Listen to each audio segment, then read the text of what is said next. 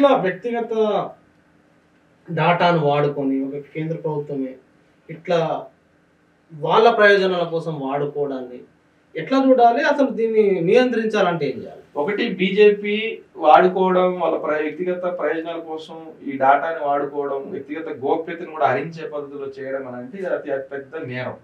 ఖచ్చితంగా బీజేపీకి సంబంధించినటువంటి ఐటీ సెల్లు ఇందులో సక్సెస్ అవుతున్నారు. ఎందుకనంటే వాళ్ళు గ్రామాలలో ఏం చర్చ చేయాలనుకుంటున్నారు, చర్చ చేయడం కోసం చూస్తున్నారు. అట్లనే ప్రజల్లో ఏం చర్చ చేయాలనుకుంటున్నారో ఆ వార్తను చర్చించడం కోసం వాళ్ళ చుట్టూ తిప్పుకునే ప్రయత్నం చేస్తున్నారు. అంటే ముందే ఒక ఎజెండాని ప్రజల్లో పెట్టి చర్చ చేయాలనే ఒక ప్రయత్నం బీజేపీ ఐటీ సెల్ చేస్తున్నప్పుడు బీజేపీ దీని మీద కూడా స్పందించాల్సిన అవసరం ఉందనేది నాకున్నటువంటి అభిప్రాయం. ఎట్లా స్పందించాలి అంటే ప్రజల యొక్క దీన్ని ఒక రకంగా దొంగతనం చేయడం. వాళ్ళు దొంగతనం చేసి ప్రచారం చేసుకుంటున్నారు, ఫేక్ ప్రచారాలు చేస్తా ఉన్నారు. ఇది అత్యంత నేరమైన పని. ఒక రకంగా దేశానికి సంబంధించిన అత్యంత దేశ భద్రత సంబంధించినటువంటి అంశం కూడా. ఎందుకు వీళ్ళు రేపు బ్లాక్ మెయిల్ చేయరండి? పలానా మీరు ఇట్లా ఓట్ అయిపోతే ఇప్పుడు ఆల్రెడీ వాళ్ళు ఒక వార్త ఏంటంటే గుజరాత్ లో ఈ ప్రయత్నం చేస్తున్నారు. ఎట్లా చేస్తున్నారు అంటే గుజరాత్ లో వార్డు మెంబర్ దగ్గర నుంచి మంత్రి ఎమ్మెల్యే దాకా పనిచేసిన వాళ్ళు ఏ పార్టీలోనే పనిచేయనివ్వండి, వాళ్ళకి సంబంధించిన మొత్తం డాటా ఫైల్ చేసి పెట్టారని. ఫైల్ చేసి పెట్టి నువ్వు మా పార్టీలో చేరతావా లేకపోతే ఇది నిన్ను కేసు జైలు పెట్టాలా అంటే ఇది ఇట్లా ఈ రోజు రాజకీయాల్లో కూడా ఇతర పార్టీ నుంచి చేర్పించుకునే పద్ధతి. ఇప్పుడు ఈడీ చేస్తున్న పని అదే. నీ మీద కేసులు ఉన్నాయి కదా, నువ్వు రాకపోతే మా పార్టీలో చేరకపోతే ఫలానా నీ కేసులో జైలుకు పోతావా. ఇప్పుడు అట్లా ఈ రోజు మొత్తం ప్రజల్ని బెదిరించేటటువంటి, ప్రజల్ని బ్లాక్ మెయిల్ చేసేటటువంటి పని, ప్రజల సమాచారాన్ని ఒక రకంగా బీజేపీ దొంగతనం చేసే పని చేస్తుంది ఈ దేశంలో. అంటే ఒక దొంగగా మారిన దొంగ పార్టీ బీజేపీ అని నేను ఆరోపిస్తున్నా. అంటే ఈ దొంగలా ఉన్నటువంటి ఇల్లు మాకు ఓటేయండి, మేము ఈ దేశానికి సంబంధించిన నిజమైన దేశభక్తులు, మేమే నిజమైనటువంటి దేశాన్ని కాపాడే వాళ్ళని చెప్పుకుంటున్న ఇల్లు ఈ దొంగతనం చేయడం ఆపాలి. దీని మీద ప్రభుత్వం, ఎలక్షన్ కమిషన్ ఏదైతే ఉన్నాయో ఆ చర్యలు తీసుకోవాలని కూడా నేను కోరుతాను.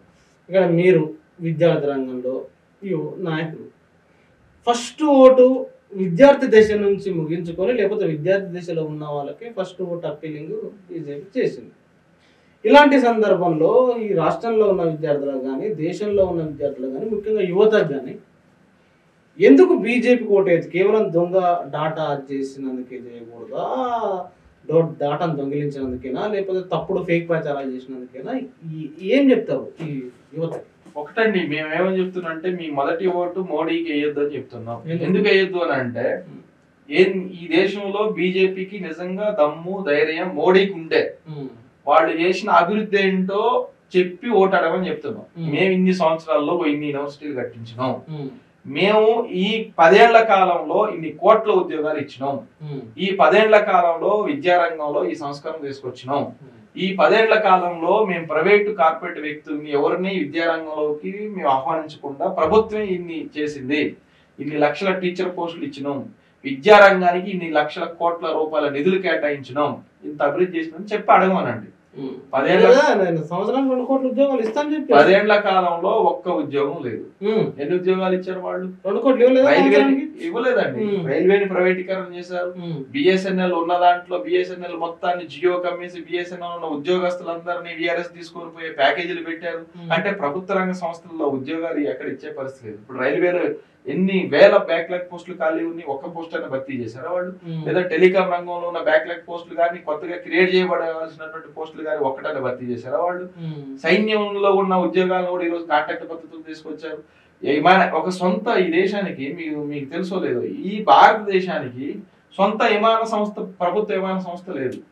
ఉగాండాకు ఉంది, శ్రీలంకకు ఉంది, మన పక్కనే ఉన్నటువంటి ఇతర చిన్న చిన్న దేశాలకు ఉన్నాయి తప్ప భారతదేశానికి ఉన్నటువంటి ప్రభుత్వ విమానయాన సంస్థని 18,000 కోట్ల రూపాయలకి టాటా వాళ్ళకి ఎయిర్ ఇండియా అమ్మారు.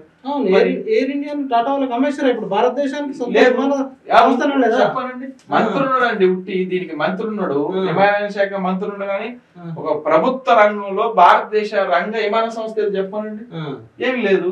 అంటే నువ్వేమో ప్రైవేట్ పరం చేస్తావు, ఉద్యోగాలు ఇవ్వవు, అసలు ఒక పాఠశాలను కట్టించు, ఒక యూనివర్సిటీ. మేము అడుగుతున్నాం ప్రభుత్వాన్ని, ఈ బీజేపీ 10 ఏళ్ల కాలంలో కట్టిన ఒక కొత్త యూనివర్సిటీ మొత్తం మేము బిల్డింగ్ తో సహా కట్టిన యూనివర్సిటీ ఏంటో ఒకటి చెప్పానండి. వాళ్ళు ఏదో బోర్డులు పెడుతున్నారు, tribal university Sammakka Sarakka tribal university అని ములుగులో ఏర్పాటు చేశారు. అక్కడ ఒక బిల్డింగ్ తప్ప ఇంకేమీ లేదు. ఆంధ్రప్రదేశ్ లో శ్రీకాకుళం విజయనగరం ఒక ట్రైబల్ యూనివర్సిటీ పెట్టారు, అక్కడ బిల్డింగ్ తప్ప ఏమి లేవు. అంటే మేము చెప్తున్నాం బిల్డింగ్ తప్ప అంటే బిల్డింగ్ ఉందండి అక్కడ. అభివృద్ధి యూనివర్సిటీ అంటే ఏముండాలి, ఎట్లుండాలి మీకు తెలియదా? యూనివర్సిటీ అంటే 100 ఎకరాల భూమి ఉండాలి, బిల్డింగ్లు ఉండాలి, హాస్టల్స్ ఉండాలి, విద్యార్థులు చదువుకోవడానికి వసతులు ఉండాలి. అంటే మేము అడుగుతున్నది ఏంటంటే ఒక్క నాణ్యమైనటువంటి ఒక విద్యను అందించే ఒక విద్యా సంస్థను కూడా అందించలేని నువ్వు ఏమని అడుగుతూ నా మొదటి ఓటు నాకేమని గుళ్ళు గోపురాల చుట్టూ బొట్లు పెట్టుకొని పొలు దండాలు పెట్టుకుంటూ తిరిగే మీరు అభివృద్ధి చేయకుండా ఏమడుగుతారు మీరు? ఈ తెలంగాణ రాష్ట్రానికి సంబంధించిన మేము అడుగుతున్నాం. విభజన హామీలు ఉన్నాయి, విభజన హామీల్లో ఐఐటీలు ఉన్నాయి, ఐఐఎంలు ఉన్నాయి, సెంట్రల్ యూనివర్సిటీలు ఉన్నాయి. ఎక్కడ ఏర్పాటు చేశారు? ఒక ఐఐఎం అన్న తెలంగాణ రాష్ట్రం ఏర్పాటు చేసిందా ఈ బీజేపీ ప్రభుత్వం? ఈ 10 ఏళ్ల కాలంలో ఒక్క ఐఐటీనైనా కొత్తగా ఏర్పాటు చేసిందా ఈ 10 ఏళ్ల కాలంలో? ఇక్కడ ప్రతి నియోజకవర్గానికి ఒక కేంద్రీయ ప్రతి జిల్లాకు ఒక కేంద్రీయ విశ్వవిద్యాలయాలు ఏర్పాటు చేయాలని విభజన చట్టంలో మీరు విభజించేటప్పుడు ఉంది. ఎన్ని కొత్తగా ఏర్పడిన తెలంగాణ జిల్లాల్లో ఎన్ని కేంద్రీయ విద్యాలయాలు ఏర్పాటు చేశారు, ఎన్ని ఏకలవ్య పాఠశాలలు ఏర్పాటు చేశారు మీరు?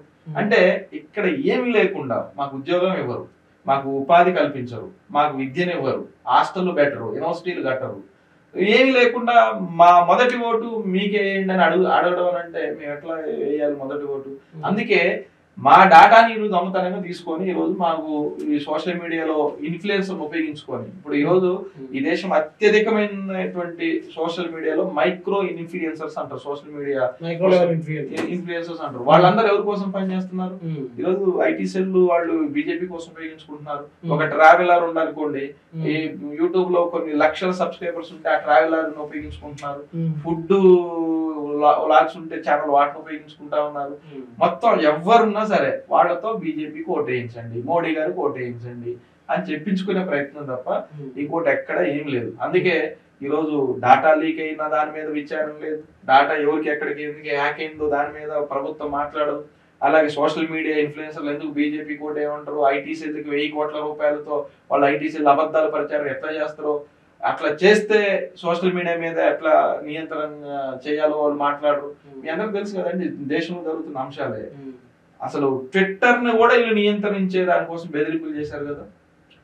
అదే మేము అడుగుతున్నాం. ఈరోజు సోషల్ మీడియాలో రైతుల ఉద్యమానికి మద్దతు తెలిపినటువంటి రిహానా ఉన్న ఆమెని మరి ఆ అంబానీ వాళ్ళ ఇంటికి పెళ్లికి తీసుకొని వచ్చి కొన్ని 100 కోట్ల రూపాయలు ఖర్చు పెడితే మీరేం మాట్లాడలేదు ఎందుకు? అంటే సోషల్ మీడియాని వాళ్ళు అనుకూలమైనటువంటి వార్తలు ప్రచారం చేయడం ఒక రకంగా చేస్తారు, వాళ్ళు వ్యతిరేకమైన వార్తలు వస్తే మాత్రం దాని మీద కౌంటర్ ఇంకో రకమైన చేస్తారు. అందుకే ఈరోజు వాట్సాప్ లో దూరుతున్నారు.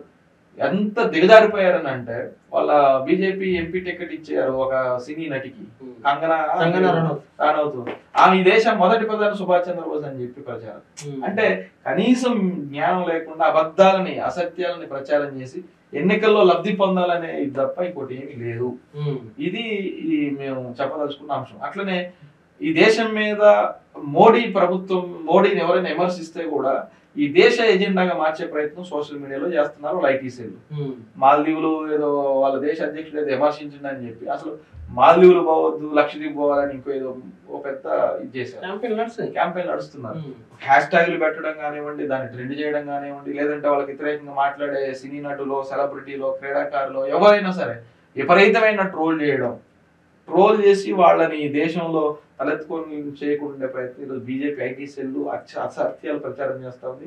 ఎన్నికల కోసం ఉపయోగించుకునేటటువంటి ఎన్నికల ఎజెండాను వాళ్ళకి వెళ్ళి